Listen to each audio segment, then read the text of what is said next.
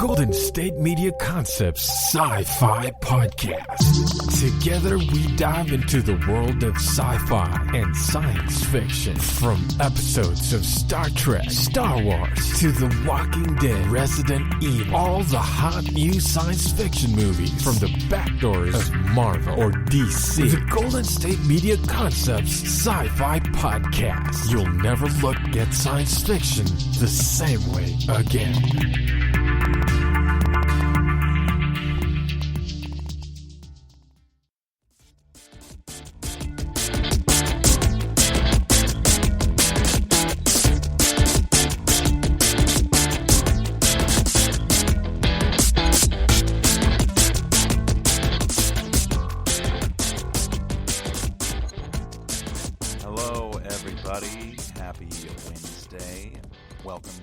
Welcome back to the GSMC Sci-Fi Podcast, brought to you by the GSMC Podcast Network. My name is Keith. I am your host for today. And as we talked about on Sunday, we're going to be talking about the last book of Hyperion for the foreseeable future. We really want to get through this book as quickly as possible. So we're going to be focusing in on a lot of... we're just going to be focusing in on this book. It's called The Rise of Endymion. We've been normally doing it doing a schedule of only talking about Hyperion on Sundays, but I finished Brave New World a couple weeks back and just decided that I was going to power through Hyperion, which I think is good, ?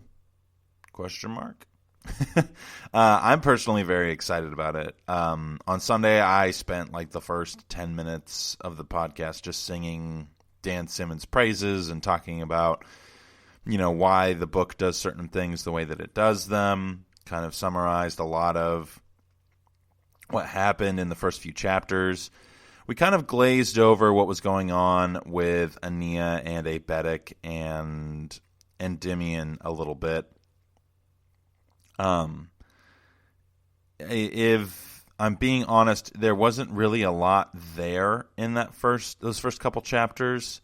I know that we talked briefly about the fact that Endymion is going to be traveling by himself to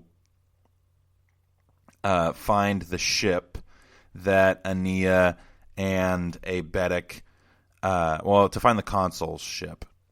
And he is not thrilled about this. There was kind of like this weird insinuation that occurred where Ania asked him, will you do anything that I ask you to? And then he said yes.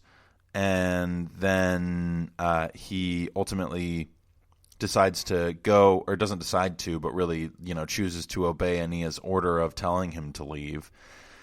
He takes a metal kayak, and as he's leaving, Ania kisses him.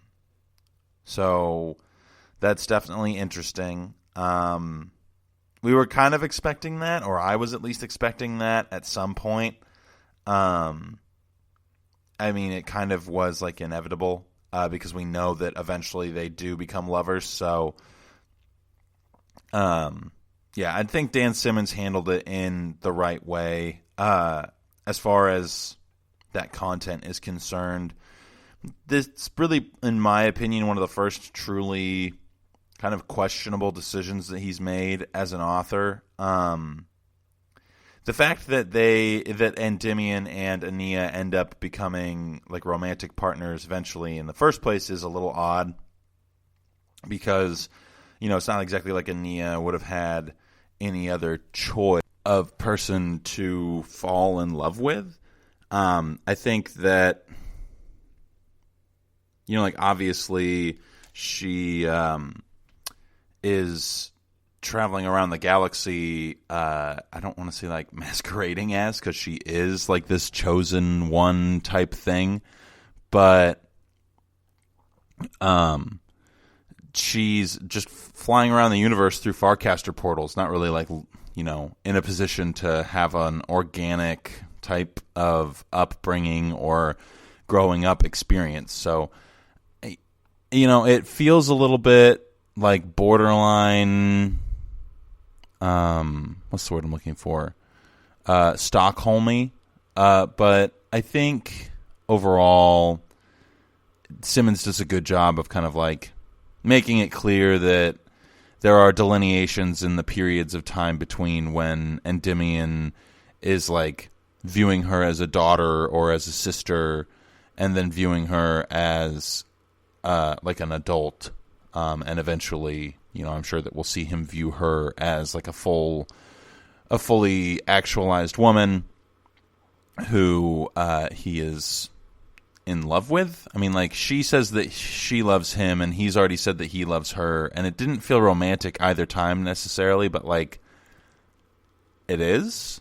So, yeah, I don't exactly know how he's going to handle that from now on, but Endymion is parting from the group, so I imagine that I don't know. I don't know if Dan Simmons is going to try to do like chapters for, how many characters? Gosh. So in these sections since Sunday, there have been chapters with 1, 2, 3, 4, 5.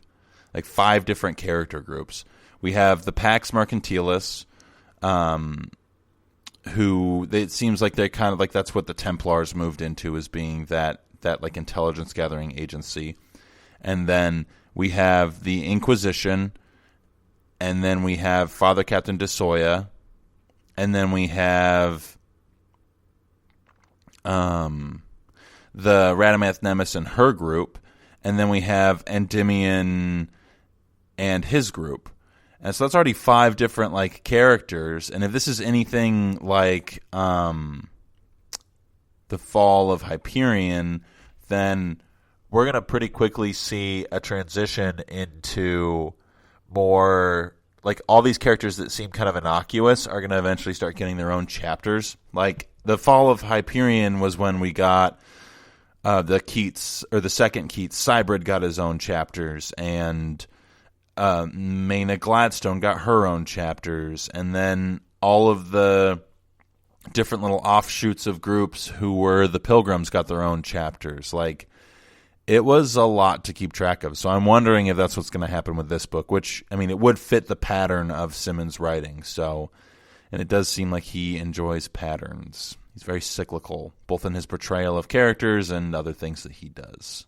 And this is part of why I have kind of like high hopes for this book, because the Fall of Hyperion started out, or when the Fall of Hyperion started, I was like nonplus about it.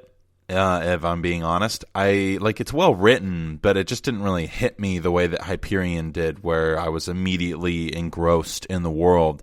And this book has kind of done the same thing, where like there's not little stories, but there's like things happening on Pacham with Cardinal Lord Dusami, who's the large man who kills DeRay every time he revives, and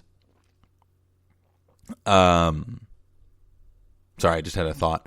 And there are other things that happen in that whole process with Captain de Soya, of him coming back into service and things like that. And they're all like interesting, but they're not really what I want to hear. And I definitely, like, I'm not a fan of Radamanth Nemes and her group. They seem kind of like, what are the like perfect character, Sally Mae, I think is what they're called, where it's basically just like this character is so perfect that it like is gross and kind of cliche.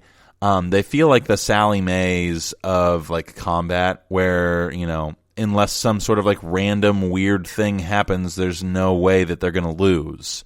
And that is just like frustrating and kind of annoying, because, yeah, I mean, like, how do you fight against that? And what's the point of even having them there? And yeah, I don't really exactly know how it is that Simmons is going to handle them. Like I said, I'm not a fan, and I hate to be honest like that, but I think it's important. You can like a book but not like certain elements of it. So I have not enjoyed that particular element yet. the kind of like ending of one of the chapters that I listened to was that it seems as if they're waiting for Endymion to come out of the first Farcaster portal by himself, and they're gonna like take him hostage or kill him, or I don't know. It doesn't really make a ton of sense. Their presence at the Farcaster portal doesn't seem to make a ton of sense. They're calling all of the people who were studying with Frank Lloyd Wright and Aeneas like Aeneas disciples, which I think is interesting. And I'm curious as to like what it is that they're going to do to those people and who's going to find them and how they're going to end up where, and are we going to learn anything about them? Are we going to be reading chapters with any of those like people as characters? It's definitely kind of everything feels like it's up in the air at the beginning of this book as to where it's going to go. And I think that part of the reason why I'm a little maybe not necessarily frustrated with that, but like disappointed by that is because Simmons has been so clear with what happens with Rawl that there's no predictive thing, it's kind of like if the author told you like, okay, here's the ending of the book, and now I'm going to slowly explain to you how you get there. That's what it feels like, because we don't know what happens to Rawl after he finishes writing this story. We don't know if we're going to like meet Rawl where he's at or where in his story he's at. And he mentions specifically that like the chapters in the book that are being written about other people, that he knows those things too. So he knows what Radamanth Nemes was doing. He knows what Father Captain DeSoya was doing. He knows these things. And I think that's interesting because, Aeneas is listed as being like, or is being sold to us as like the chosen one type of a thing, the Jesus-like one. But I also wouldn't be surprised if Endymion himself kind of has some things going on for him, because he died and came back to life. That's very Jesus-y. So who knows? Well, Simmons knows, and everybody else who's read these books. If you've read ahead, then you know. But like overall, I don't really know exactly where this is going. And I think that's kind of part of why I'm frustrated. Is it's like, okay, well, how did he get captured? Is the capture the end of everything? Is he just going to like end the book and be like, I'm stuck in this stasis forever, Endymion? Like that just feels kind of like ham-fisted, if you will, which doesn't seem to be Simmons' style. I mean, the first book ends with this like deep, meaningful reference to Wizard of Oz, and then the second book ends with Ode to a Grecian Urn, and the third book ends with what does the third book end with? I think it's lines from Endymion. So the last book would, I don't know, if it just ended with like, this is how the story of Endymion, and this is why it's named this. Like, I don't know. I just wouldn't be there. I'd be very not thrilled to have made it through all 4 books and then get to the end and just be that disappointed with that kind of like obvious of an ending. So we'll see. Hopefully things will improve. We did learn a little bit more, and then in that final exchange between Aeneas and Rawl, we did learn a little bit more about what exactly it is that Aeneas is capable of seeing in the future. And she kind of compares it to trying to like remember what happens in the past. So like Aeneas can remember what happens in the future, but it's only selective. And it's selective based off of things that are like important.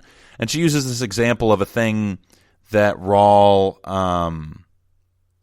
she asks Rawl like, hey, do you remember this thing for like a movie night? And Rawl goes, yeah, I remember this thing for a movie night. And she goes, okay, well, what was so-and-so wearing? And he says, so-and-so was wearing this, and so-and-so was wearing that. And she says, the second person that you listed wasn't even at the party. And so it's kind of funny. That's almost like a parable with Aeneas saying like, the second person wasn't even at the party. And that's what it's like to try to live or try to remember the future, is that like you at some point don't really know what's true and what's false and what things you did see and what things that you wanted to see, or what things you want to remember. So we're going to keep talking about this, obviously. We'll get into some of what happens at the Vatican, and that'll be after this commercial break.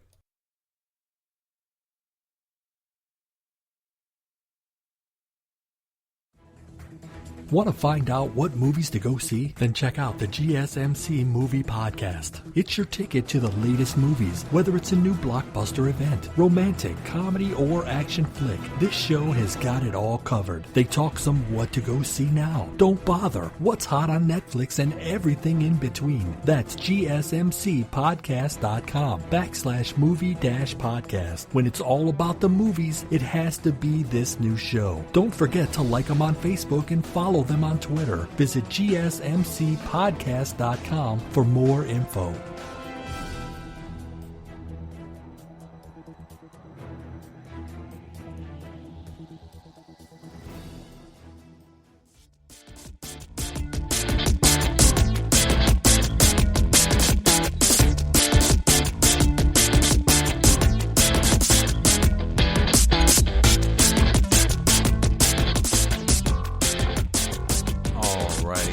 Welcome back. Thank you for sticking with us through that first commercial break. We've got, two more? Yeah, two more.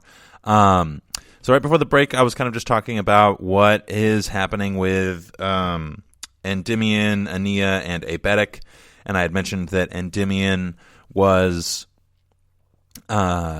basically being told that he had to go find the consul's ship, and he was given a kayak by Abetic and Ania to continue down the river Tethys, which I wonder if that's a Greek reference. Wouldn't be surprised. I'd have to look it up. But, yeah, the overall point of his journey seems to be pretty, one-dimensional. I'm sure that we'll get a lot out of it.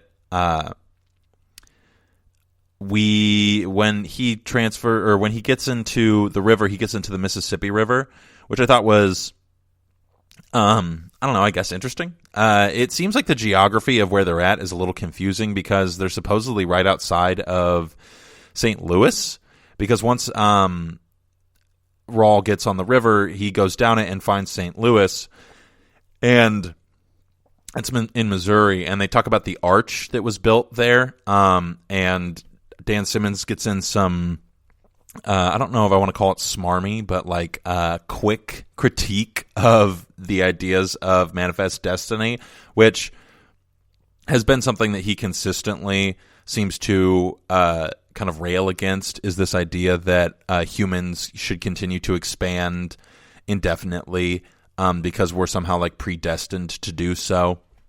And I don't necessarily disagree with his overall critique of that process. It definitely is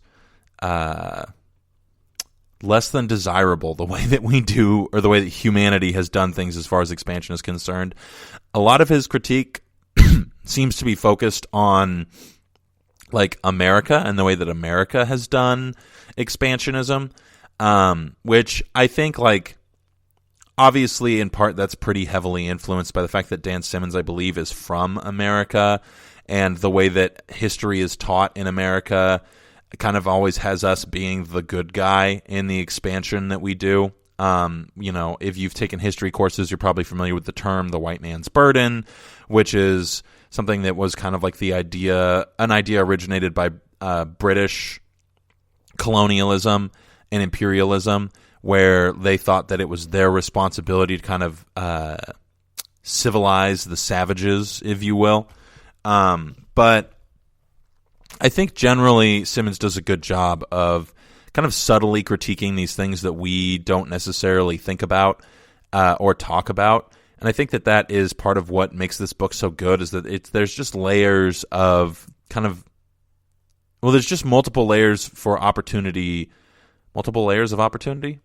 Trying to figure out the best way to phrase this. Basically, there's just a ton of subtle critique that isn't so over the top that you end up feeling like he's just spending the whole time ripping on one group of individuals. He kind of seems to equally hate on everybody, but focuses primarily on the United States because it's what he's most familiar with, when they arrive on Old Earth, they arrive in the United States. Frank Lloyd Wright is a United States-based architect. He did most of his work in the U.S., and he's a figure that he's one of the only architectural figures that you learn about in like general history courses. So in some ways, I feel like half of this book is just a critique on the curriculum that's taught to elementary school kids about history, which I think is interesting because it's kind of like simultaneously playing on our nostalgia for the things that we learned as children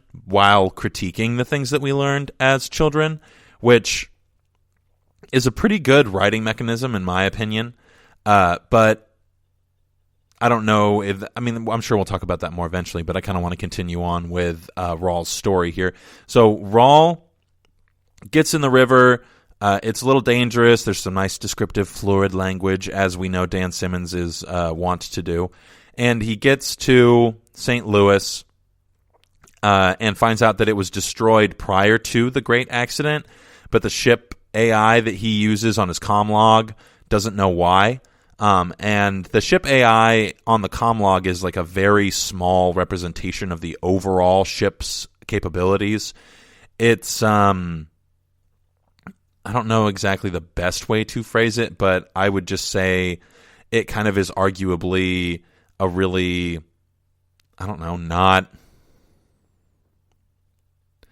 not fully actualized. It's not the AI that the ship had. It's just a small portion of it. So it gives like data, which is helpful for us as readers, but it's not really helpful to Rawl or Abetic.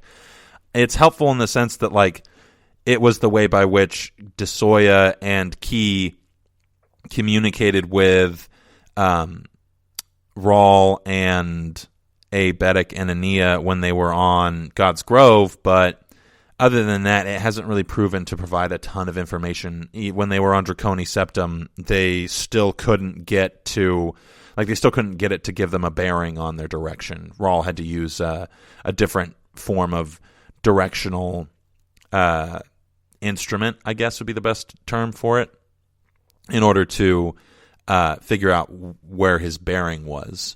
So on the note of Corporal Key, I think that it's about time we get back to DeSoya's story and Pacham and things like that. So we'll start out with the information that we learned about Corporal Key, because there's kind of like a whole chapter on it. So there's a member of the Inquisition whose name is escaping me. I don't know if he's going to become a main character or not. I don't know if I'm hopeful that he does or does not, but it definitely is worth noting. So Corporal Key is the other individual who was on the Raphael with Gregorius and DeSoya, and he was an active participant in the attack that DeSoya decided to make on Radamanth Nemes when she was on the planet looking to kill Ania. And I think that the Pax are kind of trying to hide how much they have been taken over by the Technocore from DeSoya, because DeSoya is kind of like a loyal officer in the Pax military who has a lot of information, and I don't know why they wouldn't just kill him, but they decided not to. So he gets called back to service, and we get this little cut to this scene that seems to be in like this underground secret base type thing, where there's a bunch of people in stasis, if you will, and Corporal Key is one of them. So they pull him out, and this Inquisitor starts trying to get information out of him. And he's asking him, why did you attack Radamanth Nemes? Why did you do the things that you did on God's Grove? And it's interesting that this happens to Key, but not to DeSoya, because basically they're able to like torture him pretty much ad nauseum, because they can just put him back in stasis or kill him and then resurrect him. And Key refuses to give them any more answers. And at first I'm kind of like, okay, well, what a good character. I really like Corporal Key. But then you realize that Key's already been put under Truth Tell Serum and has given all the information that he can possibly give otherwise, at least according to what it is that we might know. Like if Corporal Key has some sort of training that allowed him to resist Truth Tell Serum, then like that would maybe make me feel a little bit more endeared to his character, but that doesn't seem to be something that is mentioned. So he is told by the Inquisitor, like, look, if you just comply and give us this information, we'll let you go. And Key says, I've already given you all the information that I have. You know everything it is that I know. Screw you, but he has a more choice word for screw. And I think he even spits in his face, which, pretty like cliche and stereotypical to do during like an interrogation torture scene, but it's still fun. But Corporal Key is kind of he's trapped in this Inquisition space, and the reason that that's important is because as De Soya comes back to military service, he goes to a military base where he is introduced to the new ship that he's going to be piloting, which is, I think they named it the Raphael, but I'm not totally sure. But it is a ship that has much more attack capability than his previous ship did. It is faster than his previous ship. It's more efficient than his previous ship in every regard. And this kind of throws De Soya off a little bit because he wonders, how could they fund this? And he notices that the ship is sponsored by Heaven's Gate, which doesn't make sense to him because Heaven's Gate is, as we know, a crap planet. There's not really many people there other than laborers. And so he asks straight up, how is it that you were able to build this ship from Heaven's Gate? And he finds out that the Pax sold the planet to investors and built the ship with the money that they got from that sale. So now the Pax are selling planets to certain entities that they haven't really revealed to De Soya, which I found to be very suspicious, and I am not totally sure exactly where that's going to go. It has a pretty big implication, though, that the Pax or the Church somehow owns planets, and I'm not entirely sure what to do with that information. But we do know that the biggest reason that they're doing this, that they're commissioning planets to make ships, is because they're going to perform a crusade against the Ousters. And the Ousters are kind of like being falsely created into this boogeyman type entity by the Pax, in the same way that they were falsely created into a boogeyman entity by the hegemony through the Technocore. It seems like the Technocore's primary goal is division amongst humanity and not the actual interest of the groups of humanity that are involved, which I think is Simmons' commentary on probably the way that governance works currently, or that power works currently. It kind of seems as if there is some sort of third party operating with knowledge that we don't know or understand, that seems to be promoting division amongst individuals. And the only way to overcome that division is through the adversity of, for instance, destroying the Farcaster portals, or the unity in deciding that we're not going to participate in this thing that we know is eventually going to solicit the end of things as we know them.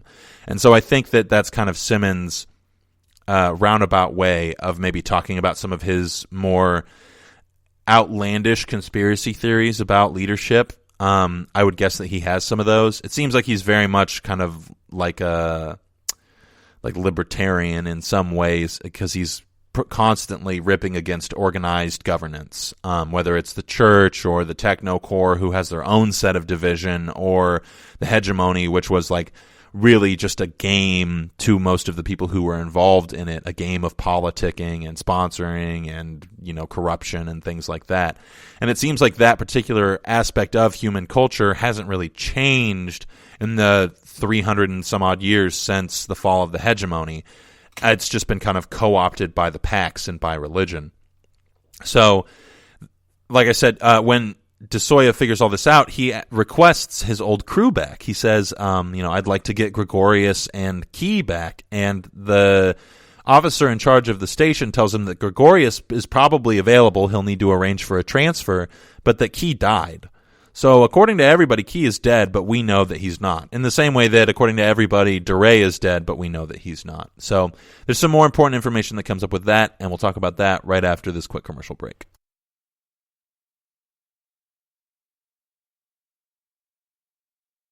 Tired of searching the vast jungle of podcasts? Now listen close and hear this out. There's a podcast network that covers just about everything that you've been searching. The Golden State Media Concepts Podcast Network is here. Nothing less than a podcast bliss with endless hours of podcast coverage. From news, sports, music, fashion, cooking, entertainment, fantasy, football, and so much more. So stop lurking around and go straight out to the Golden State Media Concepts Podcast Network. Guaranteed to fill that podcast itch. Whatever it may be. Visit us at www.gsmcpodcast.com. Follow us on Facebook and Twitter, and download us on iTunes, SoundCloud, and Google Play.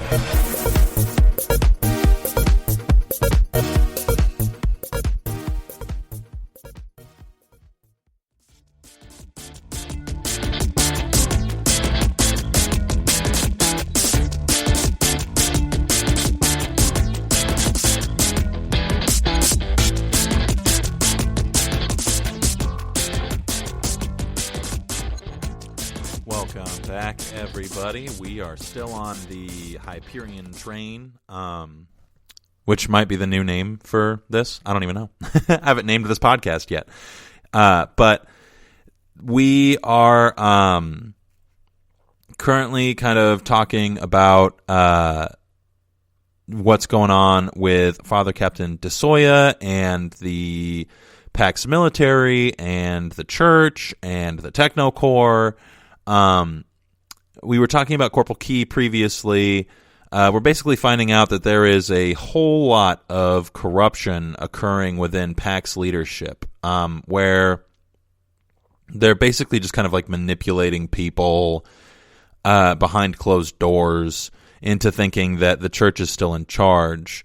And we get to be privy to the election process of the new pope.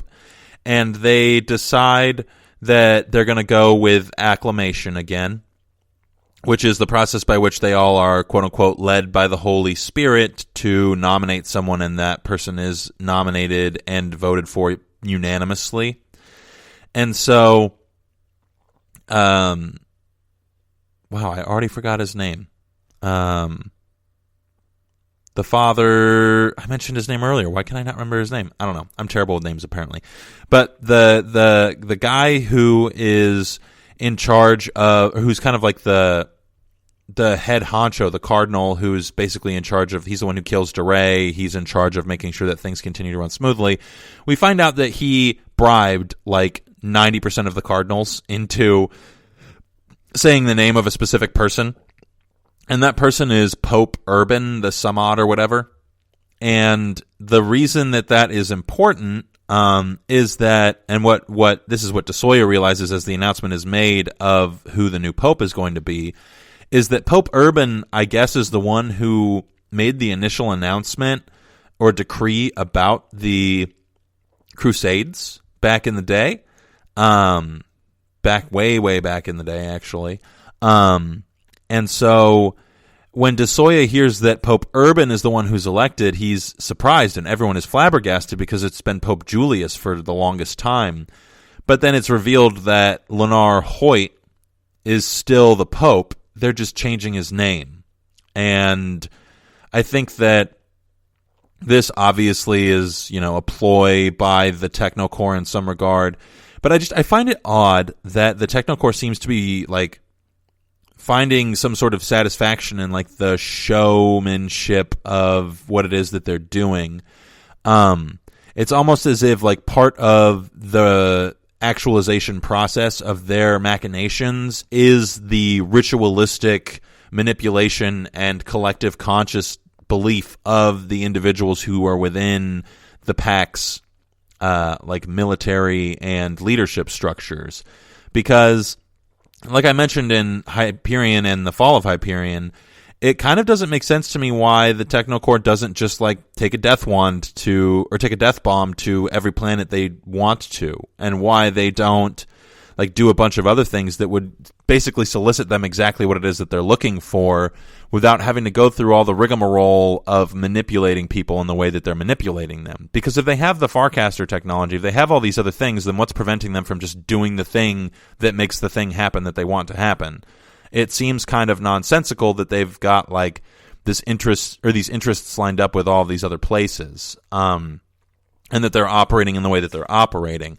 It just doesn't really seem to make a lot of sense to me, which is, of course, odd. But I don't exactly know what to do with that, because I don't want to critique Dan Simmons and be like, hey, you could have ended your story 4 books ago really quickly, because part of like the joy of reading the books is the journey of us getting to the place where we get to kind of understand and know why it is that things are being done in the way that they're being done.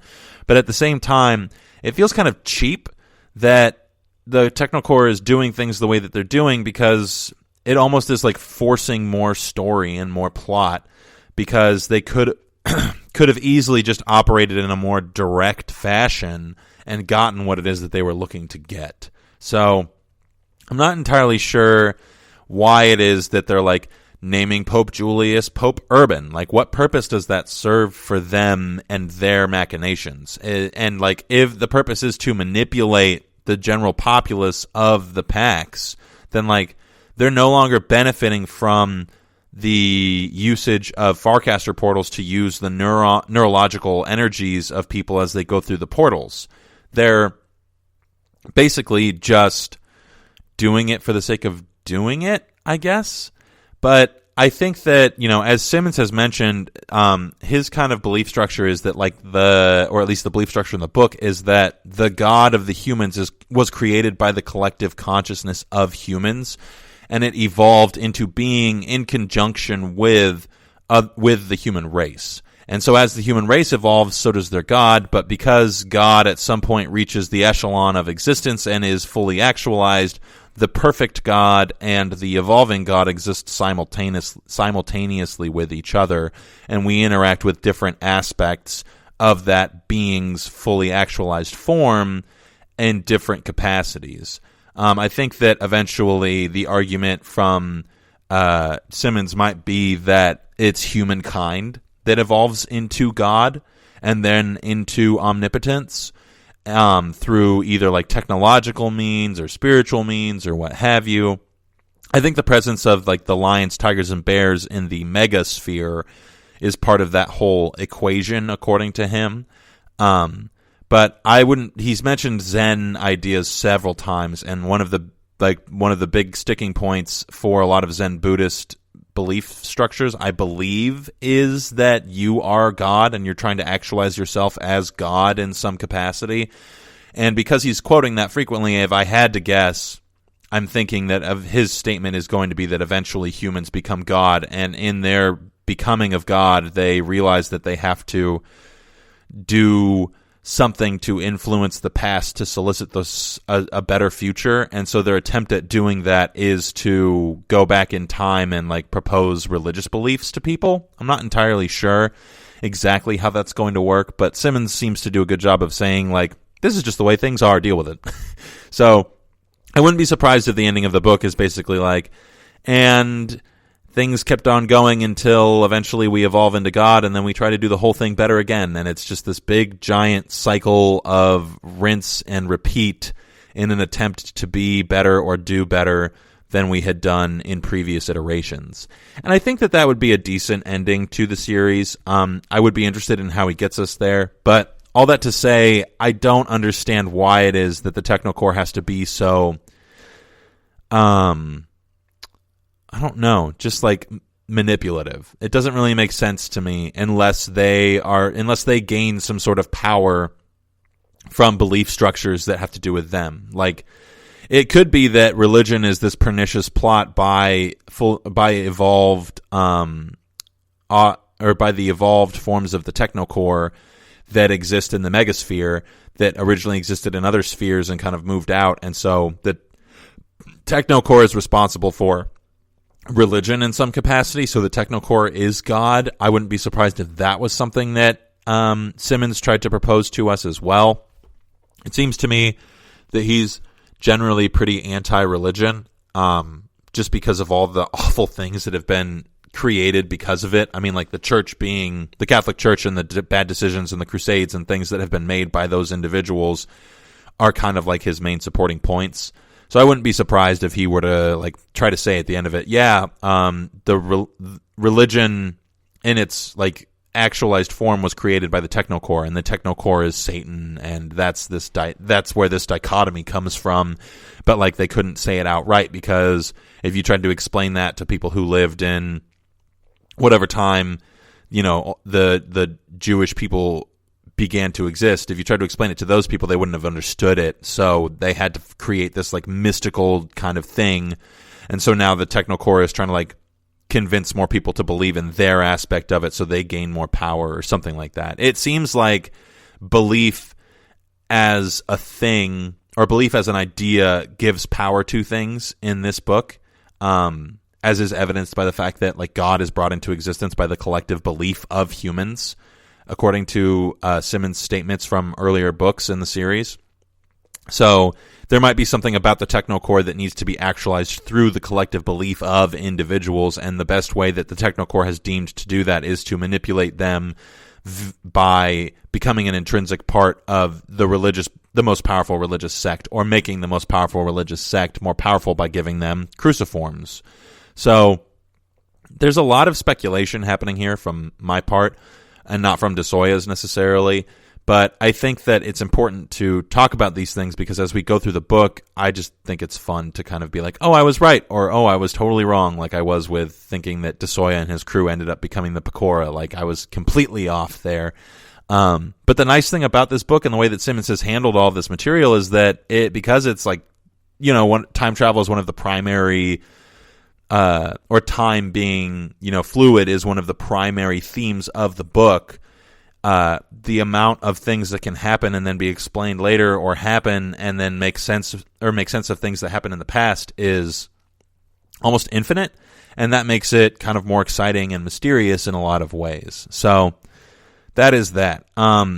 Something else that happens that I think is really interesting in the chapters that we were reading is that we get introduced to the leader of the Pax Mercantilis, and that is Isazaki, I think is his last name. And he is, they didn't mention which number leader he is. He has a cruciform, so he could very well be the only leader that they've ever had, to my knowledge. But they're an information-gathering entity that seems to exist at the Pax leisure, if you will. And they have a lot of information about the members of the Pax that are like straight up just Technocore agents. And I found that to be surprising, because like they're allowed to exist, and it seems like the Technocore seems to be aware of pretty much everything that's happening at all times. But I don't know if they're just not aware of these people knowing the things that they know, or what have you. But what we find out is that they're actually this information gathering group. Like, we think of them as maybe being good guys, but they're really not. They're just as evil as the Technocore. So I wouldn't be surprised if like one of the themes is that like sometimes you can only fight evil with evil, and you have to be like equally capricious in your motivation and merciless in your execution in order to achieve certain things, because they have basically, they bugged the assistant to Cardinal Lord Dusami, whose name I just remembered, and I can't remember the assistant's name, but they bugged the assistant when he went in to have a surgery done with basically a system that provides data through like certain markers in like the bloodstream and like neurological patterns, but it's untraceable, and it transfers the information to them instantaneously. And this is how they've acquired so much information about the Pax and the leaders in the Pax. But after they put this stuff in the guy, they had to kill all of the doctors and guards involved, which is surprising that the Technocore wasn't tipped off at the disappearance of these people, unless like the Technocore normally plans on eliminating those individuals, because that guy's a cybrid, and I'm pretty sure that you would know that when you were working on him, but I'm not totally sure. So we're going to keep talking about this right after this last quick commercial break.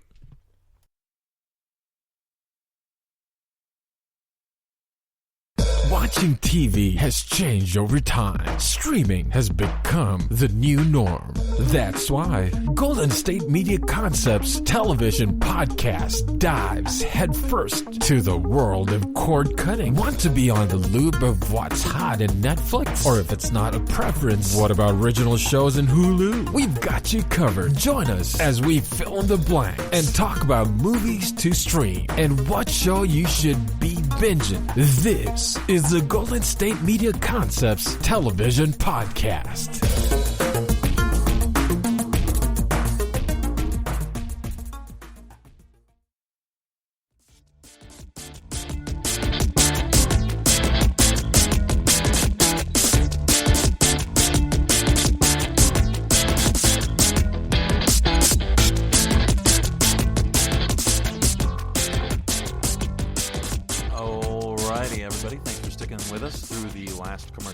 So right before the break, I was talking about the Pax Mercantilis, and those are the information gathering group of individuals who are, I guess, not necessarily in, well, I guess they're in charge of. It's basically a privatized company that specializes in spying on the Pax. I don't necessarily think that that's what the Pax had intended them to be, but because the Pax is kind of just rampant with corruption currently, I think that that's just a natural result of what's happened.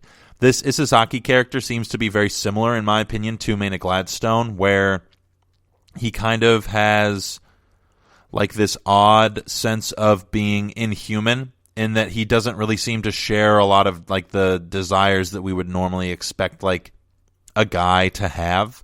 So the biggest example of this is he has this intern who is supposedly this very beautiful woman, and he is talking with her about power and talking with her about the fact that, you know, Cardinal Lord Dusami is a cybrid, and that a bunch of other Pax cardinals are cybrids, and they're the ones who are like contributing to all of this stuff. He knows about Hoyt being, or he knows about DeRay getting murdered every time Hoyt dies. He knows all this information that he's really like absolutely not supposed to know. And he is trying to figure out why it is that the Technocore is doing what they're doing. And the intern is kind of like, well, you know, why is it that the Pax are doing what they're doing? Because she's kind of like operating on a different level. So he has her stripped down, and then he does the same thing. And it's got this like weird sexual tension to it, but like the intern makes it very clear that he's never asked anything sexual of her, or even made like any kind of a pass at her.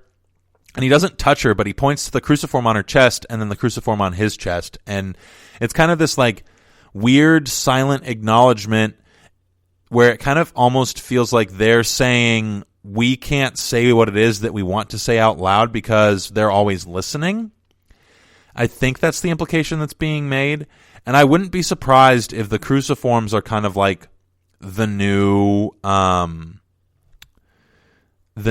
Farcaster portal system, where it's a form of technology that has been presented to humanity to ease their livelihood in some capacity that otherwise couldn't have been eased.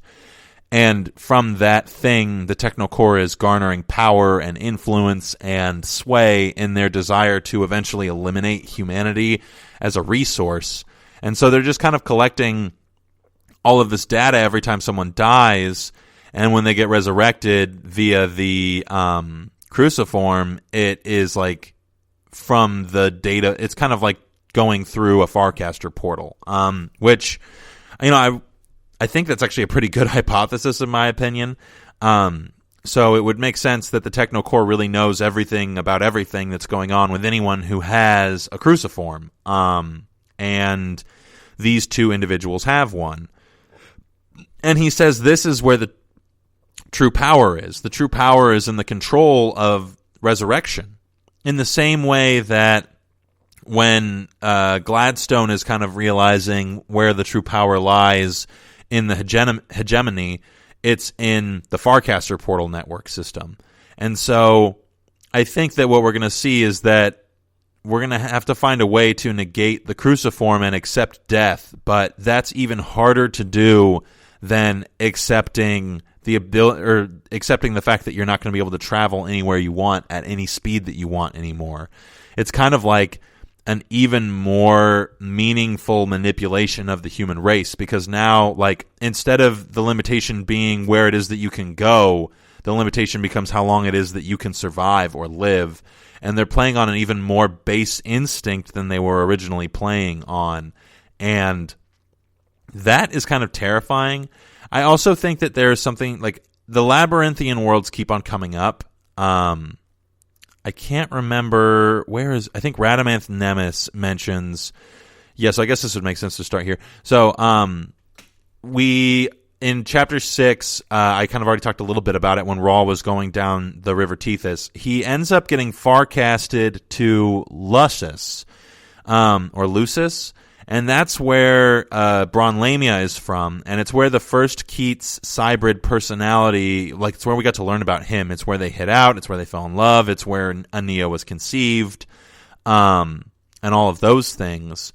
And I also think that it's a labyrinthine world, and I'm pretty sure that's where Radamanth Nemes and her crew are, because they specifically mention, like, is he going to be on this part of the river? And they have, like, a few pages in a chapter dedicated to themselves. And they specifically mention, is he going to be on the river? Yes, he'll be here. And so they're probably trying to cut him off at the pass, if you will. But something else that we found out is that there's a little red button on the kayak that was placed there by Aeneas in order to, accomplish something specific, but she won't tell Rawl what it's for, but he's only to press it if he has no other recourse, and so he'll know when to press it. But it seems kind of odd that it's, like, right in the middle of the kayak. And it would be kind of odd if the first place that Rawl farcasts, he has to use it because he gets attacked by Radamanth Nemes. If I had to guess, it's going to be something similar to what Radamanth Nemes had to stop the Shrike, that little Sphinx trap that they called it, where they cast something 5 seconds into the future. That would seem to make the most sense. But how it is that Aeneas was able to not only, like, get a hold of something that could do that, but instruct Abetic in constructing the thing that would accomplish this, it's interesting for sure. We've talked about before that supposedly Aeneas has access to these very specific powers that are going to aid her in her journey and aid her in ensuring the survival of the human race and in her toppling of the Technocore and its ties with the Pax. And so I would think that it has something to do with time travel. I doubt that it has anything to do with, like, psychic powers.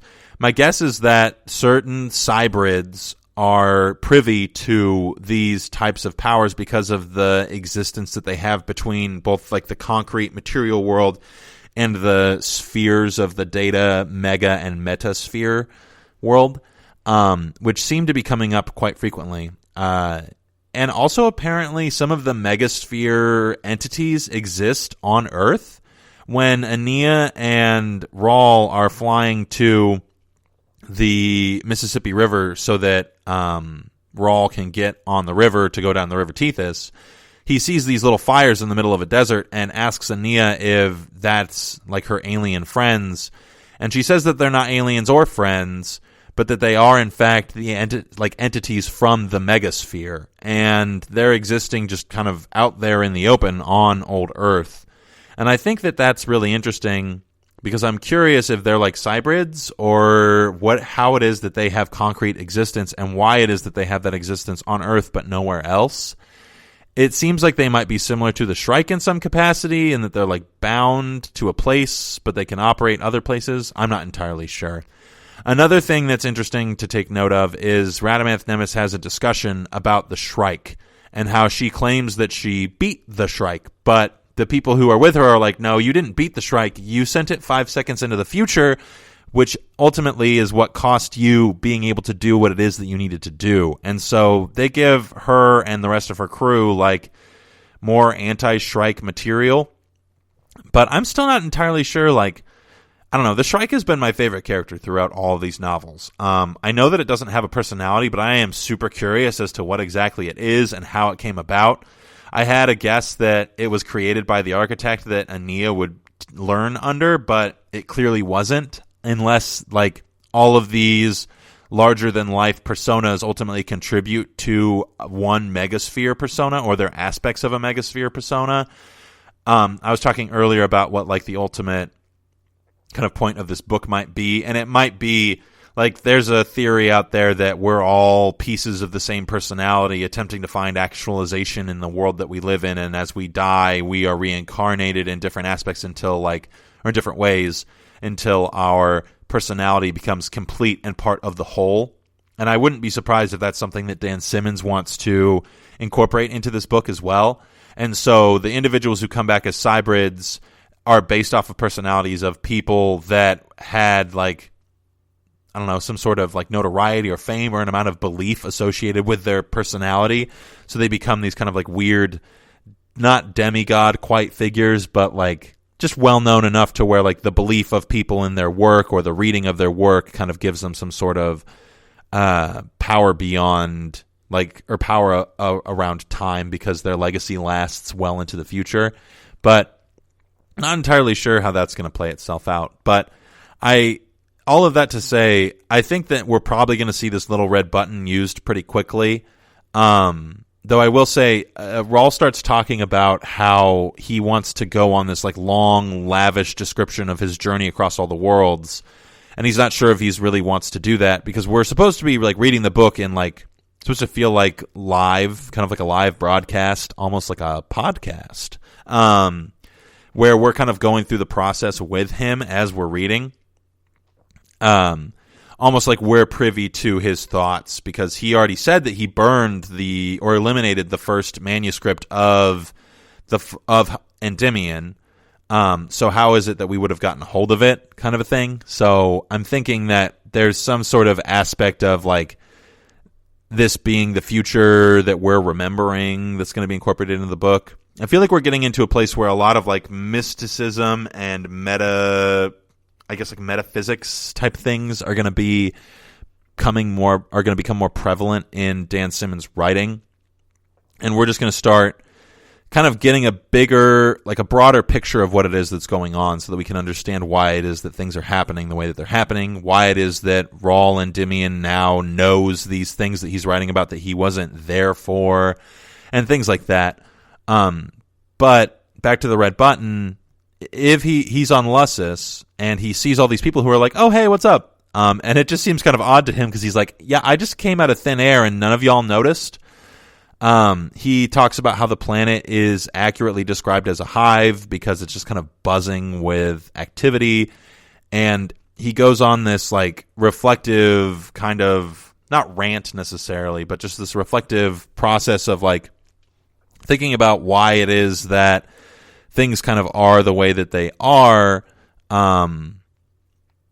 because he's just generally curious about, you know, why it is that things went badly on Mare Infinitus when he ran into people there, but they're not going as badly when he's on Lussus. And so he kind of has to, he realizes he's going to have to adjust his approach to things based off of what is presented to him, because now that he's not traveling with Ania, he kind of has a little bit more inconspicuous, or he can be a little bit more inconspicuous in some regards, I think. Though I am curious if when he goes through the Forecaster portal, if he'll accidentally take somebody with him. So that's all I've got this week, guys. There is going to be a lot of plot in this book, I feel. So we might not be able to get through it as quickly as I wanted to previously, but we're going to do our best. I appreciate you guys sticking with me through all of these books. I've loved reading them. I've loved talking about them, and I hope that we will finish them out. Well, I know we'll finish them out, but I'm hoping that, you know, we'll all get to finish them out together. And if you haven't started reading them, go back and do so. Just subscribe to Audible. I'm not advertising for them. We're not sponsored by them, but like, it's cheap. and you can do a lot with it. Yeah, and they give you special deals on extra credits and things like that. Like I said, I'm not sponsored. I'm not advertising for them. I'm just saying audiobooks are really great. So, like I said, that's all I've got for you guys this week. Thank you so much for listening. Check out the other GSMC podcasts, and we will see you guys on Sunday to talk more about the Rise of Endymion. You've been listening to the Golden State Media Concepts Sci-Fi Podcast, part of the Golden State Media Concepts Podcast Network. You can find this show and others like it at www.gsmcpodcast.com. Download our podcast on iTunes, Stitcher, SoundCloud, and Google Play. Just type in GSMC to find all the shows from the Golden State Media Concepts Podcast Network, from movies to music, from sports to entertainment, and even weird news. You can also follow us on Twitter and on Facebook. Thank you, and we hope you have enjoyed today's program.